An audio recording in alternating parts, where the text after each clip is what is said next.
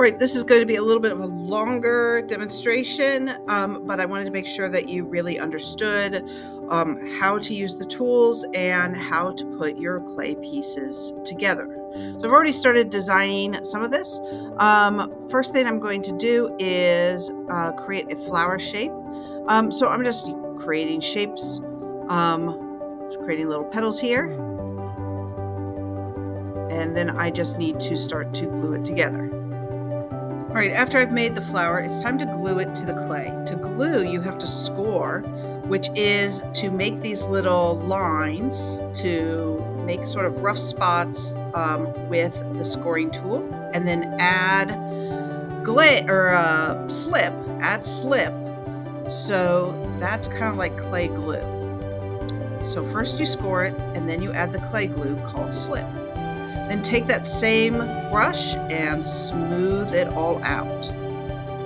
So there I scored it, add the slip, and smooth it all out with the brush.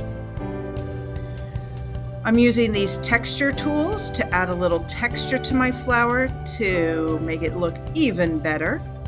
Don't forget that you can use any of the tools that are on the clay cart to enhance your project. Now, one tool I want to talk to you about is the extruder tool. It comes in several different pieces. I'm going to make a vine here. So I need a skinny round piece, and rather than rolling it out into a coil, I'm going to use the extruder. So I find a disc in the box of discs, and I'm looking for a skinny one. There's all kinds of shapes you can extrude out, but it will come out in a big long coil.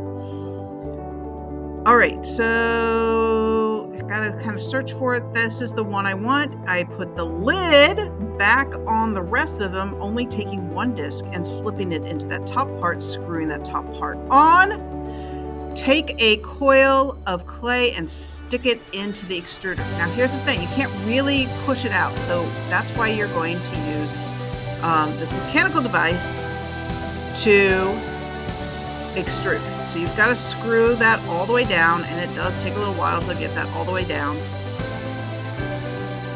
You can do it, that will need to be all the way, there we go. Okay, now I've screwed that on to the top, nice and tight, and then you can use the crank to start cranking out my coil. So I've got a nice skinny coil. Now with something that skinny, I'm not going to be able to score the coil itself, so I'm really going to lay a lot of slip, which works like clay glue, onto that piece. So I'm going to paint the clay glue underneath, which has already been scored. I'm going to paint the slip on top. I'm going to paint it around. I'm going to smooth it out so that it's really well placed on there. It's really glued on there very well.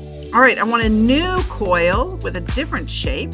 So I slip that disc off, put a new disc with a new shape right in the top part, screw that back on, and start to crank it out. I'm going to use this, which is like 3 coils in one, and then twist it together to make it look kind of like a ropey vine. So I already had a vine on there that I had already glued on really well by scoring and slipping, but I'm going to use a clay tool to take that off. So I just take that off. It does take a little work because I glued it on so well, and then score that area. And I can score this coil. It was big enough to score. Add lots of slip to glue it on, and then use the brush again to smooth it out. Nice and smooth like that.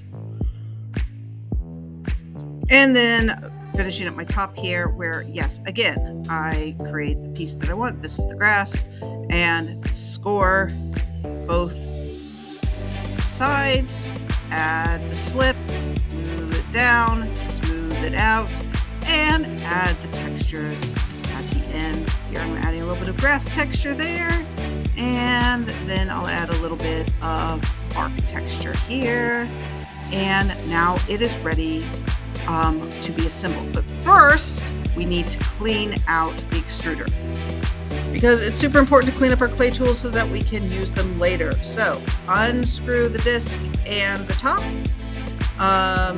Then you're going to have to extrude all of the clay that's still left. So make sure you pull it all, screw it all the way down and pull out the rest of that clay. Then it's going to be a lot easier to unscrew it, to just crank that all the way back.